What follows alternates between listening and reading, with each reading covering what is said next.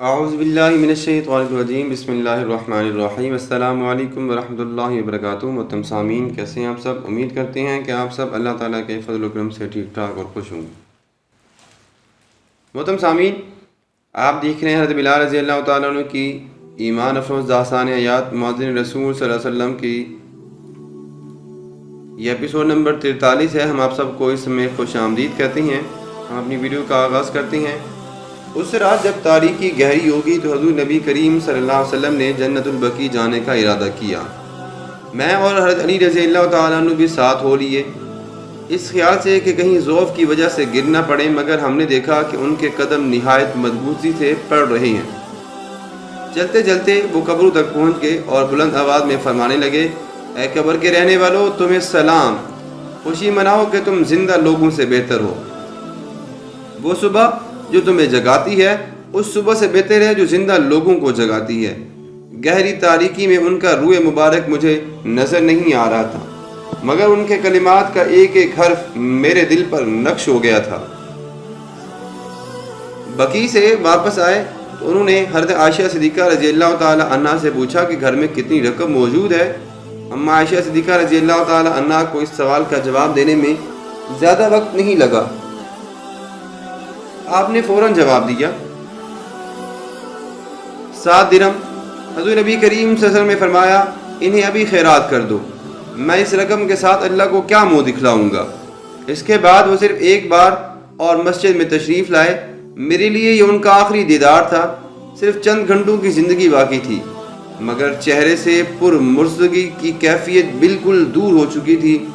انس رضی اللہ تعالیٰ عنہ جو میرے قریب کھڑے تھے، آپ صلی اللہ علیہ وسلم کو دیکھا انہوں نے، اور دیکھ کر کہا کہ میں نے کبھی ان کا چہرہ اتنا حسین نہیں دیکھا۔ ان کا چہرہ دمک رہا تھا، چمک رہا تھا۔ بہت آہستہ آہستہ کلام بھی وہ فرما رہے تھے۔ اگر میری وجہ سے کسی کو کوئی دکھ پہنچا ہو تو وہ مجھے معاف کر دے۔ قرآن حکیم کی ہدایت کا سرچشمہ ہے، اسے سینے سے لگا کر رکھنا۔ جب انہیں سہارا دے کر اٹھایا گیا تو انہوں نے کھڑے ہو کر چاروں طرف نظر دوڑائی اور فرمایا، میں تم سے رخصت ہو رہا ہوں، لیکن یاد رکھنا تمہیں میرے پیچھے بھی آنا ہے۔ اب جو میں بیان کرنے لگا ہوں وہ میں نے دیکھا نہیں، سنا ہے۔ نزع کے عالم میں حضور نبی کریم صلی اللہ علیہ وسلم کا سر مبارک اما عائشہ صدیقہ رضی اللہ تعالی عنہا کی گود میں تھا۔ انہوں نے آپ صلی اللہ علیہ وسلم کو اپنے بازو میں سنبھال رکھا تھا۔ کسی نے مسواک پیش کی تو کچھ دیر مسواک کرتے رہے، پھر آہستہ آہستہ جسم ڈھیلا چھوڑ دیا۔ آخری لمحے میں اما عائشہ صدیقہ رضی اللہ تعالی عنہا نے انہیں یہ کہتے ہوئے سنا تھا، اے اللہ، حشر کے دن مجھے غریبوں کے ساتھ اٹھانا۔ اور پھر کچھ اور بھی الفاظ فرمائے جو سنائی نہیں دیے، یا سمجھ میں نہیں آئے، یا یاد نہیں رہے، یا ہمارے لیے تھے ہی نہیں۔ اس وقت وہ اللہ تعالیٰ سے مخاطب تھے۔ پھر اچانک انہوں نے سر اٹھایا اور یہ لفظ ادا کیے، الرفیق الاعلیٰ۔ باہر بیٹھے ہم اما عائشہ صدیقہ رضی اللہ تعالی عنہا کے رونے کی آواز سنی تو ہمیں پتہ چل گیا کہ نبی کریم صلی اللہ علیہ وسلم وصال فرما گئے ہیں۔ عمر فاروق رضی اللہ تعالیٰ عنہ نے جلدی سے اندر چلے گئے، مگر ان کی آنکھوں نے صرف یہ دیکھا کہ حضور نبی کریم صلی اللہ علیہ وسلم استراحت فرما رہے ہیں۔ غم نے ان کی آنکھوں پر پردہ ڈال دیا تھا۔ ان کے ذہن نے یہ قبول ہی نہیں کیا تھا کہ حضور نبی کریم صلی اللہ علیہ وسلم اب ہم میں نہیں ہیں۔ وہ نہایت غیظ و غضب کے عالم میں باہر نکلے، ہوا میں مکہ میں لہراتے ہوئے اور زور زور سے چلاتے ہوئے، اور کہنے لگے کہ اگر کسی نے یہ کہا کہ محمد صلی اللہ علیہ وسلم کا وصال ہو گیا تو وہ اپنے انجام کے لیے تیار ہو جائے۔ ہم کئی لوگوں نے مل کر انہیں سمجھانے کی لاکھ کوشش کی، مگر انہوں نے ہمیں دھکا دے کر پرے کر دیا۔ پھر خود ہی اپنے موقف کی توجیہ کرنے لگے۔ ان کا استدلال یہ تھا کہ موسیٰ علیہ السلام کا قصہ یاد ہے کہ جب وہ کوہ سینا پر اللہ تبارک و تعالیٰ کے پاس گئے تھے تو یہودیوں نے مشہور کر دیا تھا کہ وہ وفات پا گئے ہیں۔ لیکن کیا ہوا تھا؟ 40 دن کے بعد وہ زندہ سلامت واپس تشریف لے آئے تھے۔ محمد صلی اللہ علیہ وسلم بھی 40 دن کے بعد انہی کی طرح واپس آ جائیں گے۔ بیچارے نیک دل عمر فاروق رضی اللہ تعالی عنہ، وہ صحن مسجد کے وسط میں کھڑے تھے۔ ان کے سر کے بال بکھرے ہوئے تھے۔ وہ کبھی ادھر مڑ کے دیکھتے، کبھی ادھر مڑ کے، اور کچھ کہتے کبھی کچھ۔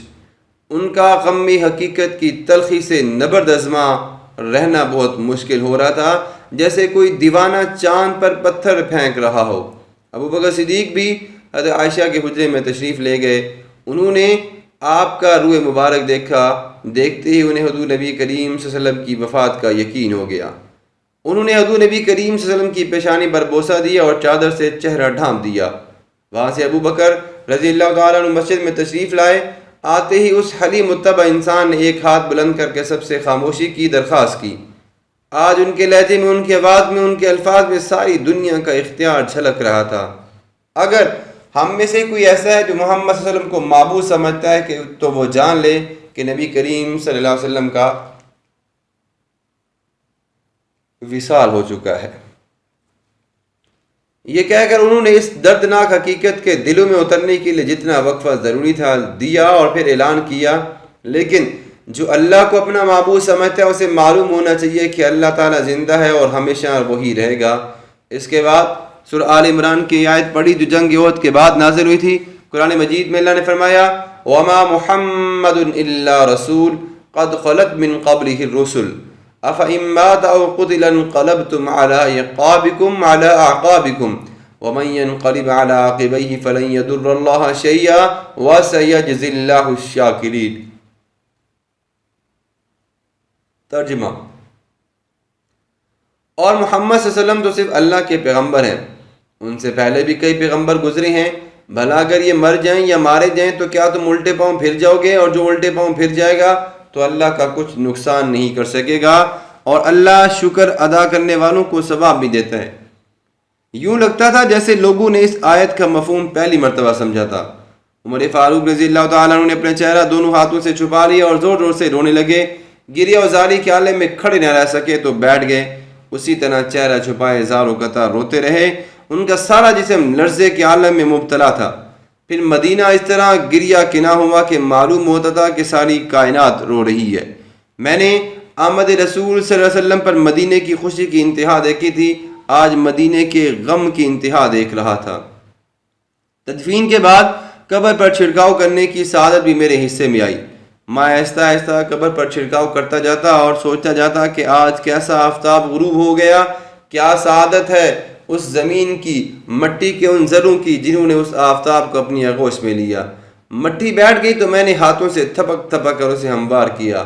رخصت ہوتے ہوئے مڑ کر دیکھا تو ساری قبر میرے آبنوسی ہاتھوں کے نشان اس پہ جاری ہو گئے تھے۔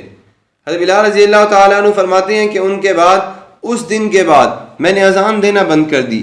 یہ نہیں کہ میرا جی نہیں چاہتا تھا، میں اللہ کے آخری رسول صلی اللہ علیہ وسلم کا نامور مؤذن آج بھی دل میں وہی تڑپ رکھتا تھا۔ ان کے تعریفی کلمات آج بھی میری حیات کا عظیم ترین سرمایہ تھے۔ ان کا فرمان آج بھی میرے لیے ہر چیز پر مقدم تھا۔ ثواب کا آج بھی میں اتنا ہی مستحق تھا جتنا آج سے پہلے۔ اشاعت دین میں میرا حقیر سا حصہ آج بھی میری روح کی تسکین کا سامان تھا۔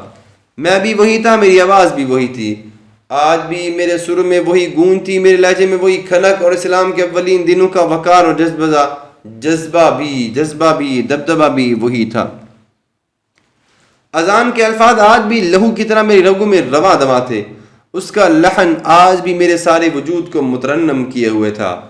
آج بھی میری زندگی کی سب سے بڑی آرزو یہی تھی کہ میں بلند آواز سے توصیف الہی بیان کروں، رسالت محمد صلی اللہ علیہ وسلم کی شہادت دوں، ایمان والوں کو نماز کے لیے پکاروں، نیکی کی طرف بلاؤں، مگر نہ جانے کیا ہو گیا تھا۔ ایسا لگتا تھا کہ کچھ اندر سے ٹوٹ گیا ہے، کوئی ایسی چیز کہ جس کے ٹوٹنے سے میری ساری صلاحیتیں بجھ گئی ہیں، اور کچھ ایسا ٹوٹا ہے کہ وہ دوبارہ جڑ نہیں سکتا۔ اب سب کچھ ہوتے ہوئے بھی کچھ نہیں تھا۔ اب اسی اس بات و نفی کے عالم میں زندہ رہنا میرا مقدر تھا اور میں بے بس تھا۔ ایک دن حضرت علی رضی اللہ تعالیٰ عنہ اور ابو ذر غفاری رضی اللہ تعالیٰ عنہ نے بہت زور دے کر مجھے اذان کے لیے چھت پر چڑھا دیا۔ میری ٹانگیں ساتھ نہیں دے رہی تھیں مگر دونوں نے سہارا دیا۔ ابھی میرے منہ سے اللہ اکبر ہی نکلا تھا کہ میں پھوٹ پھوٹ کر رونے لگا۔ مجھے الفاظ کا در و بست بھول گیا، کبھی کوئی لفظ نکلتا کبھی کوئی، سب الفاظ آگے پیچھے ہو رہے تھے۔ حضور نبی کریم صلی اللہ علیہ وسلم کا نام مبارک آتے ہی مجھ پر رکت طاری ہو گئی تو میں اٹک گیا۔ پھر دوبارہ اذان شروع ہوئی تو میں نے دوبارہ اذان دی، پھر نبی کریم صلی اللہ علیہ وسلم کا نام آتے ہی میں رک گیا۔ 4 دفعہ میں نے اذان شروع کی اور چاروں مرتبہ ایسا ہی ہوا۔ میں لفظ محمد صلی اللہ علیہ وسلم پر اکثر ان کو دیکھتا اور ادا کرتا، اور سامنے ہوتے یا پاس ہوتے تو میں ان کی طرف اشارہ کر کے ان کی رسالت کی شہادت بھی دیتا۔ آج میری آنکھوں سے آنسوں کا تار بندھا ہوا تھا، زبان سے ساتھ دے رہی تھی نہ ذہن۔ آخر کار علی رضی اللہ تعالیٰ عنہ اور ابو ذر دونوں نے ترس کھا لی اور مجھے نیچے اتار لائے۔